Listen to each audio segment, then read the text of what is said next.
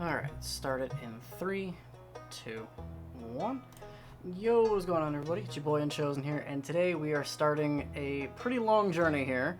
As you can tell by the name of the farm and our favorite thing here, we are going to be doing Stardew Valley, maxing out all of our perks, so all 5 perks: farming, foraging, fishing, combat, and mining.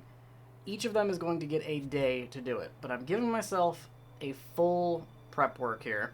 So we get all the prep time we need to get everything set up, everything going. Now, I'm obviously not going to be doing all 5 of those at the same time, because that's physically impossible, I think, to get all of them done in one day. But giving ourselves the prep time of as much as we need to get tools, buildings, things like that, everything squared away. So we got a long road ahead of us, but today's going to be the sort of explanation as to what's going on. So obviously I am not original in doing this, because I've watched a video from Shawneedo and a couple of videos from Blade, who I'll try to link down below for what they had done, of seeing if it was possible to do all 5 in a day. Obviously there has to be some sort of prep work involved, because there's no ifs, ands, or buts. It's going to be a grind. But the first thing we're going to be doing is going for combat, which you're probably scratching your head going, why combat first? Well, number one, it's the, out of the 5, it requires the lowest amount of overworld setup, but still the most planning. And also the fact that in order to do fishing, farming, or foraging, we have to clear the farm to put down either fish ponds or big sheds, which that's the route I'm going for those 2 respectively. But the problem is all these rocks on the farm give 1 XP, no matter if you break them with the pickaxe or bomb them. So that gives us mining XP. So mining has to be done before them. Now, mining, obviously you can use explosives, which is good. But the problem becomes you also have to get those explosives. There's multiple ways to get explosives. Kent can send you them in the mail once you get him as a friend in year 2. So that's nice. But you have to get him as a friend. You have to wait until year 2 for him to come around, so that takes a bit. Or, if you level up mining, you can get, cherry bomb, regular bomb, mega bomb, like those recipes. But, inside of combat, I believe at level 9, you unlock the explosive ammo recipe, which you can use in a slingshot to, do what the name on the tin suggests, and shoot it and it explodes. So, that's the game plan of why we're going to go combat first. The method for it, you're going to see as we get further in here, but I have a daily routine we're going to follow, and as I've mentioned throughout other posts and various things, this series is going to continue forward being in shorts form, just because it's going to be very repetitive in a lot of things, but I wanted to show not so much that I know it can be done, but the fact that it's going to be a long crawl. You won't probably get this done until, I'm making a rough estimate before I'm really through spring here, but I'm going to guess probably year 4 or 5, because it's a long, long time. But yeah, and you may see that I'm going around and, I have a couple of mods running right now to track the experience bars. There's nothing affecting gameplay, but I have one mod in the top left that shows the experience bars. You'll see that more with the shorts. But I have another one that you'll notice it when I switch tools, a little bar pops up at the bottom. That's one that I can hover the mouse over to see if we've earned experience. I'm going to tell you right now, the game, I'm assuming, because you need 100 experience to go from level 0 to level 1, I'm assuming that the mod, either the mod or the game, has it set to, instead of starting at 0, it starts at 1. So it doesn't go 0 to 100, it goes 1 to 101. So I'm doing my due diligence, and if I do ever earn XP during a day, like if I broke a rock in the mines and I got copper, coal, or, if I hit a salmon berry, I reset the day and just do it over again. Because the way I'm doing this, all of our experience that we earn has to be done in that day. We can prep time things in advance. So, for example, with farming, I can plant the crops into the ground because that doesn't give you experience. Harvesting the crops gives you XP. So, that's where we're going to be going through down that. Now, I'm also taking these plant fibers off the farm because each plant fiber is worth $1. So, hey, we need all the money we can get, trust me. It's going to be a long crawl, because I think when I crunched the numbers on the math, we need just about 13 million. And yeah, I did have to go through finding quite a few. I tried a few different world seeds to make this work, and there's a handful that probably could work, But the route I'm going, I needed to be very specific because we cannot pick up the forageables off the ground, and it's going to be a crawl. Now, granted, yes, I could just have committed to doing Joja, you know, do nothing but clay farming, buy out the passes and go, but in order to make it more achievable for some of the harder things, like for mining, for example, I need to get into the vault room so that I can get the bundle. I think it's the 25,000 bundle that gives you the crystallarium. So we definitely want to get that. I do also, in the vault room, I want to say it's the 10k. I think it's the two most expensive ones that we really need to get. But I believe the lightning rod is also a reward in there, and since we won't have foraging for a while, we're going to need that because I do want to get to Ginger Island before we fully commit to doing these, like, the actual grind days of getting the experience. So it's going to be interesting. Because we need hardwood, the batteries, the frickin'... I know it's hardwood, batteries, and then iridium bars. That's the other one. But I know I touched on it. These trees that you see here, like this oak tree that is 3 out of 5, anything stage 3 or 4 out of 5, so as long as they're not fully grown, but not still seedlings in the ground, you can get 4 wood per thing of those trees, and you won't get any foraging XP. So that's pretty much how I'm going to be getting wood outside of going and buying it, which realistically I don't want to do because we need every dollar we can get. But yeah, we're making it do. We're making it work. So the main goal with this is I do have, like I said, you're going to see a bit of a daily routine that I'll be going through and just kind of dealing with things as we go.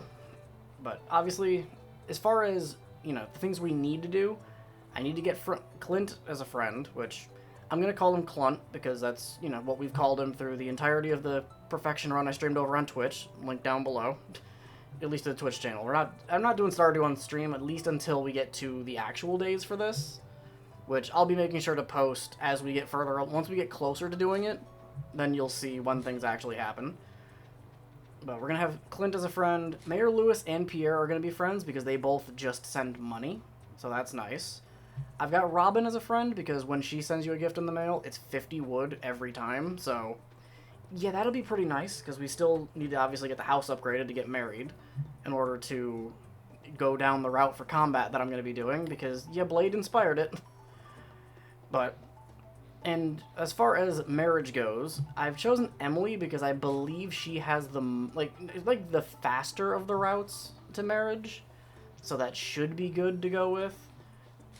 And I'm trying to think of who else. We know the wizard I'm going to have to go through because he is obviously going to give me the jade that we'll be using once we get the crystallarium to get as many staircases as we can get to just go straight down the mine, like either mostly down the mines to get some decent gear to go into Skull Caverns with, but I think mostly it's going to be just getting the staircases for Skull Caverns on good luck days to just crush as many treasure floors as we can get to try and get things like rain totems and other helpful items. Now, there's a bunch of roadblocks I ran into while setting this up, because obviously, you know, first question is, well, how are you going to get to the vault room? You need to finish 4 bundles first to get the vault room opened. Well, I have the spring forageables. We only need to get 2 from the traveling cart, that being the leek and the wild horseradish, because I believe it's spring 27th, the flower dance day. Pierre actually sells the daffodil and dandelion, so that's half of that bundle done. Otherwise, we just needed to get at least 1 more bundle worth of forageables done, so that way we'd have 4 to work with. There are other bundles in the community center I want to finish, but if I can, I can. If it takes me too long, then I'll live without it. But it's definitely a grind. I do plan on the construction bundle being another one we do, just because, I mean, yeah, it'll stink to have to get 198 wood, 99 stone, and then the 10 hardwood will really stink, but in this file, I chose to, as you saw at the beginning there, the pet we chose was the dog, which the dog, once he gets to max friendship, can give you hardwood. So I'm going to probably be, you know, get to the point where the dog is max friendship and then just be getting as much hardwood as we can get out of him, because he's probably going to be all the hardwood we can get outside of once we finish foraging and I can actually, you know, get a little bit more progress done with actually harvesting trees. So that'll be interesting. Another thing that ran into a roadblock is I need Evelyn to give me the garden pots, so I can grow plants indoors, so I can have them grow, like, so I can choose what I'm growing. But The issue is, her event, I'd have to finish the greenhouse, like the pantry bundles, or buy it from Joja. I would need to get everything done by the 27th, so that Willie, on the start of the 28th, because once you hit the 28th, if you haven't hit level 1 fishing by the end of spring, Willie will come to your house up until 11:30 in the morning, give you the training rod and 1 level of fishing for free. So, but that's only on sunny days. Problem being, if you walk out of the house before like 11:30 or earlier, he gives it to you. Except on rainy days, or as I actually found out because I asked over, Blade actually answered the question, funnily enough, that Willie will not give you the fishing experience if you walk out of the house with a fishing level. So, at some point, I've got to find a food for fishing and get that. But I do have plans to make things a bit easier for myself as well. So, obviously, we'll need something to get past Willie, we get our garden pots, be good to go. Now, you're probably wondering, roughly what's the outline on doing this. Like I said, combat is going to be the first one we do. Then we're going to go mining. Foraging and farming, I'll actually, if it works the way that I believe it does, I can do it in the same day. And we're going to finish on fishing, just because fishing is going to be arguably the most grind for things to get, but also the most technical of what we have to do for it. But, it'll be interesting. I have plans, because obviously before we get anything going, I want to be able to get to Ginger Island and unlock the forge, so we can at least enchant a couple of tools. The only tools we really need to enchant are going to be the hoe and the fishing rod, the iridium rod, which I do have a method for getting it, so that's going to be fun, trust me. But yeah, I think, honestly, I'm looking forward to the chaos that this is going to be. It's fun, it's going to be a long playthrough. I do not recommend trying to follow along doing this, because you will lose your sanity. I know I have, just trying to find this seed in general. But yeah, like I said, the series will be going forward, posted as shorts, so make sure you're subscribed so you can see when those go live. I will, once we do actually get to the combat day, the mining day, things like that, I will be posting over on Twitch. We'll go live and I'll show actually getting that done live, and probably eventually then just edit it down for here so you guys can see it. But there are ways I'm going to make things work, and it'll be just absolutely chaotic. But yeah, with that, squad, I think I am pretty much good to wrap things up here, as we're about to be done with the day here. So if you do want to do the YouTube stuff down below, like I said, make sure you're subscribed so you see when the videos go live going forward.